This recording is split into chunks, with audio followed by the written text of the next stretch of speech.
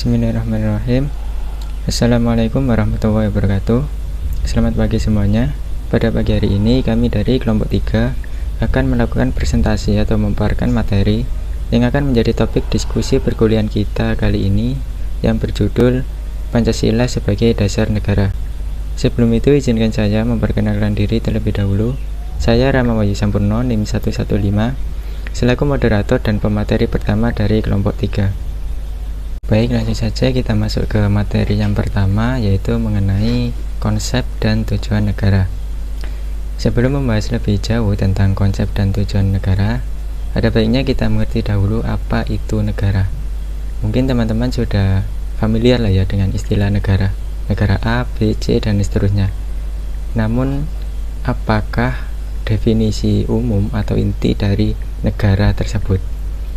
Sebenarnya ada banyak versi dari para ahli tentang definisi negara.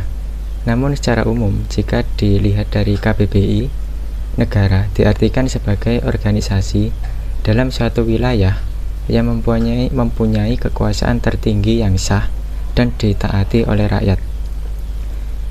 Nah, semua negara pasti mempunyai konsep, termasuk negara Indonesia. Sebagaimana disebutkan dalam naskah UUD 1945 yang menyebutkan bahwa paham negara hukum tercantum dalam ketentuan pasal 1 ayat 3 yang berkaitan erat dengan paham negara kesejahteraan. Negara hukum idealnya dibangun dan dikembangkan dengan prinsip-prinsip demokrasi atau kedaulatan rakyat.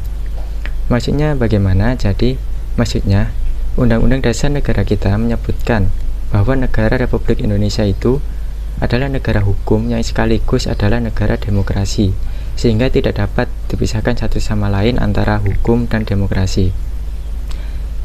Kemudian adalah tujuan negara.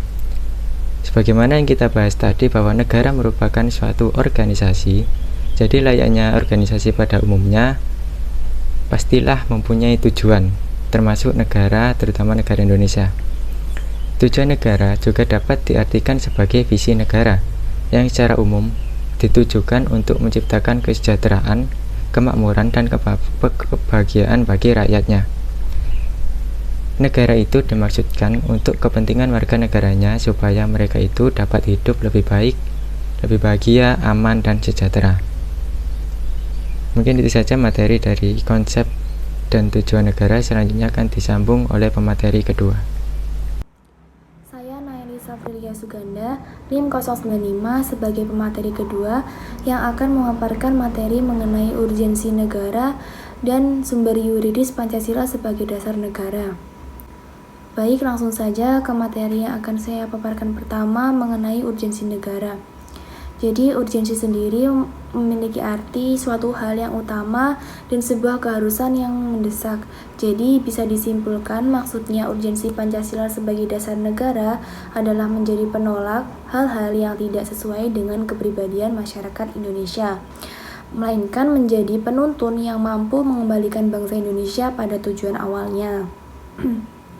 Contohnya, agar pejabat publik tidak kehilangan arah dalam penyelenggaraan negara dan agar seluruh warga masyarakat Indonesia ikut berpartisipasi aktif dalam proses pembangunan di berbagai bidang kehidupan. Jadi, Pancasila adalah ideologi bangsa Indonesia yang merupakan suatu kepercayaan dan dianggap satu-satunya ideologi yang tepat untuk menjalankan sistem kenegaraan Indonesia. Nilai-nilai yang terkandung di dalam Pancasila ini mengajarkan kepada masyarakat Indonesia untuk tahu bagaimana cara berpikir, cara bertindak yang sesuai dengan ideologi negara Indonesia, yaitu Pancasila. Selanjutnya, materi yang kedua yaitu mengenai sumber yuridis Pancasila sebagai dasar negara. Yang secara yuridis ketatanegaraan, Pancasila merupakan dasar negara Republik Indonesia yang sebagaimana terdapat pada pembukaan Undang-Undang Dasar Negara Republik Indonesia tahun 1945 yang kelahirannya ditempa dalam proses kebangsaan Indonesia.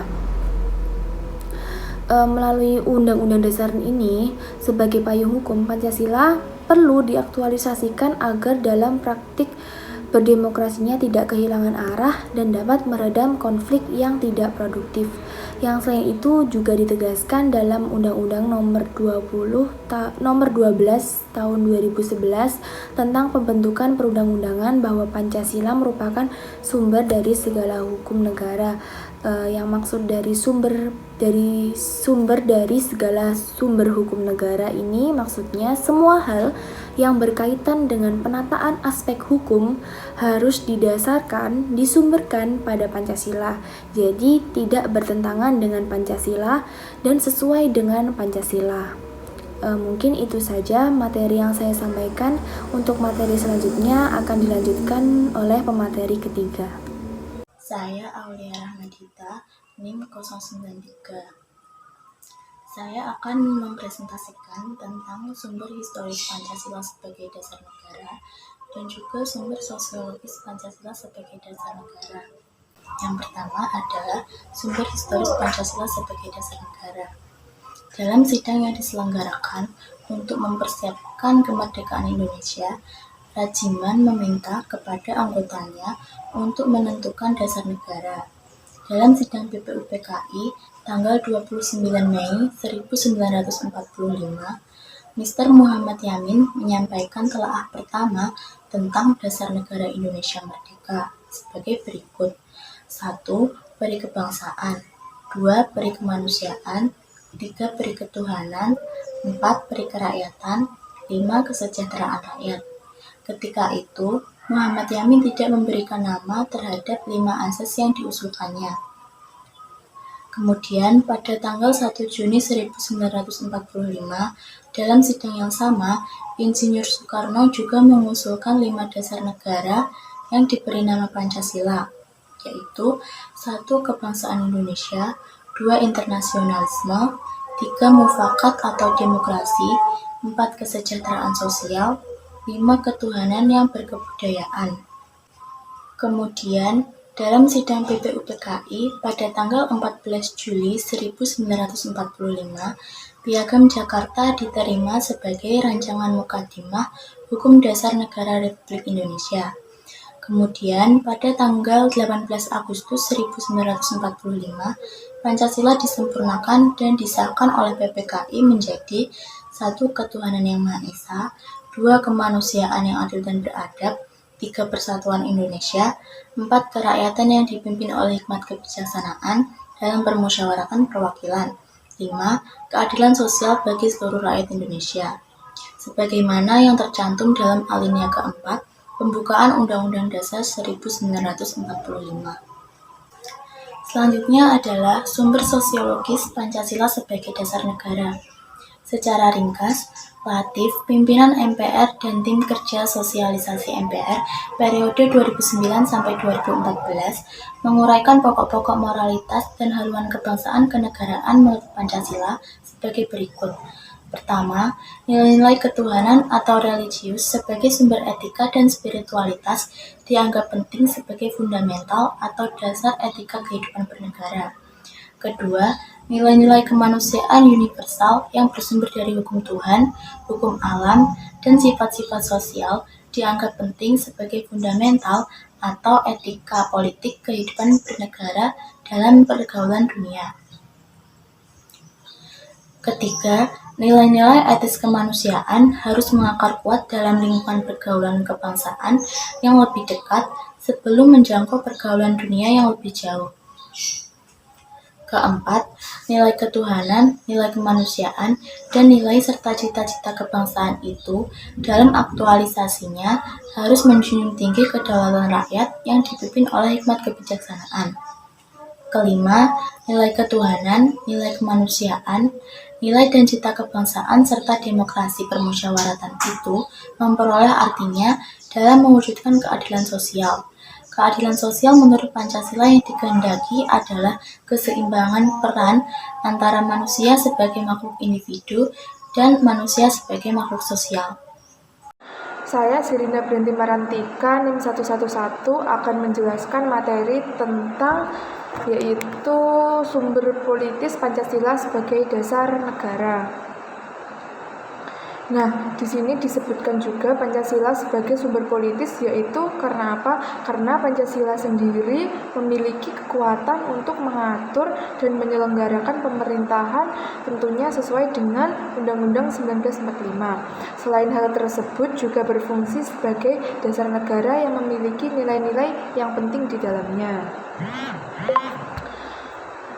Nah, unsur-unsur politis Pancasila sebagai dasar negara meliputi hal-hal sebagai berikut.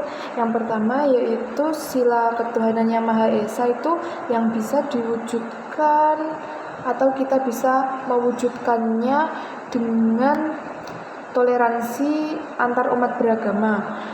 Selanjutnya sila kedua yaitu kemanusiaan yang adil beradab yang bisa diwujudkan dalam pelaksanaan hak asasi manusia di Indonesia. Sila ketiga persatuan Indonesia yaitu bisa diwujudkan dengan kepentingan mendahulukan kepentingan kelompok daripada kepentingan individu.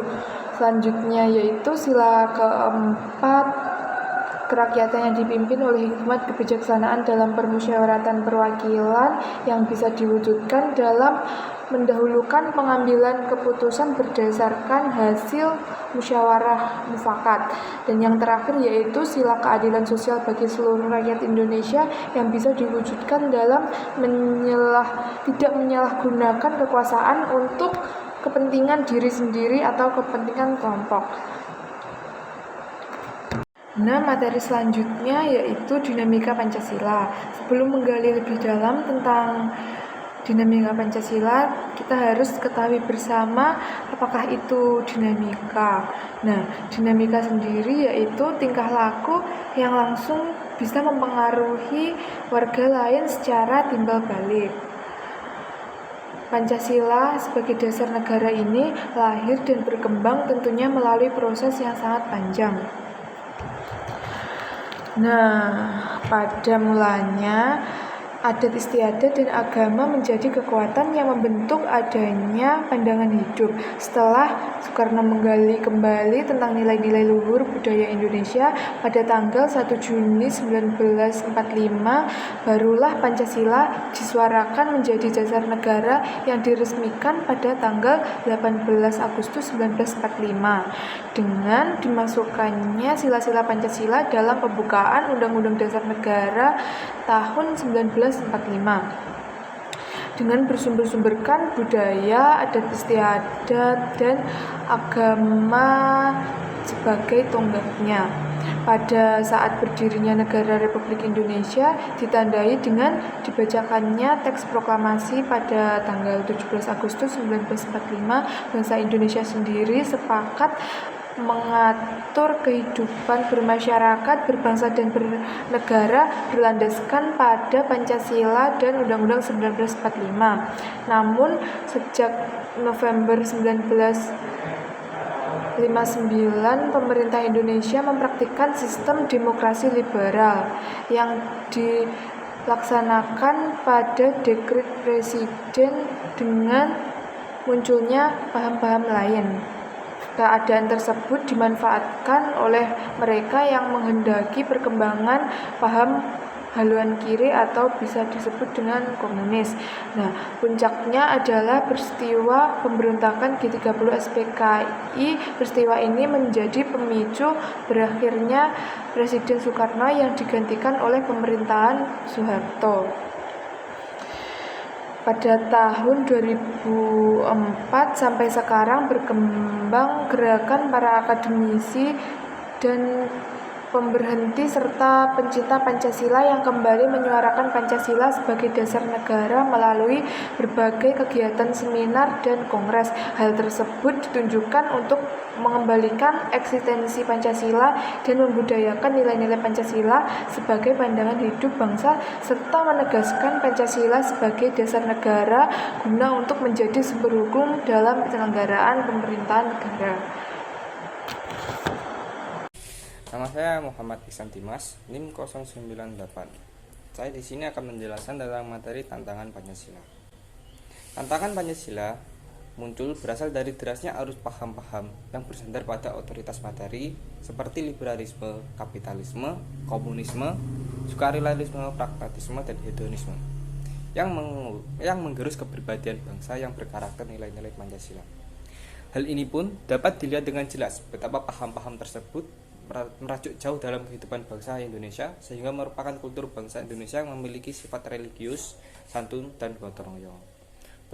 Berikut dua sudut pandang tantangan Pancasila sebagai dasar negara, antara lain: 1. Dilihat dari era kehidupan masyarakat, terjadi keagamaan dalam kehidupan bernegara dalam era reformasi ini karena perubahan sistem pemerintah yang begitu cepat, termasuk digulirkannya otonomi daerah yang seluas-luasnya di satu pihak dan pihak lain. Masyarakat merasa bebas tanpa tuntutan nilai dan norma dalam kehidupan bernegara. 2 adalah dalam bidang pemerintahan.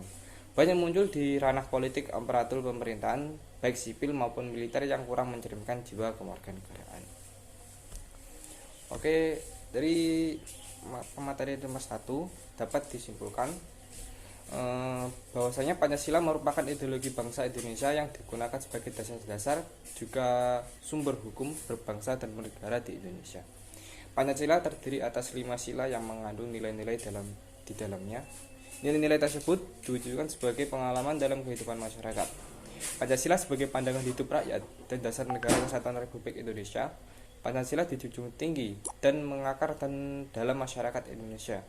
Dengan demikian, bangsa Indonesia menjadikan Pancasila sebagai gaya hidup atau menjadikan Pancasila sebagai pokok perjuangan rakyat Indonesia. Oleh karena itu, setiap warga Indonesia harus menerapkan nilai-nilai Pancasila dalam kehidupan bermasyarakat dan bernegara. Pancasila juga tidak lepas dari dinamika dan juga tantangan-tantangan yang harus dipahami. Namun dengan kuatnya tekad para pendahulu menjadikan Pancasila sebagai atau melalui semua dinamika dan tantangan-tantangan yang ada hingga saat ini, keberhasilan dalam melewati dinamika dan tantangan tersebut yang membuat Pancasila tetap kokoh sebagai dasar dan atau pondasi negara sampai sekarang. Terima kasih. Pemaparan materi dari kami kelompok 3 telah selesai. Untuk sesi selanjutnya, yaitu sesi tanya jawab, kita lanjutkan di grup kelas. Kurang lebihnya kami mohon maaf. Wassalamualaikum warahmatullahi wabarakatuh.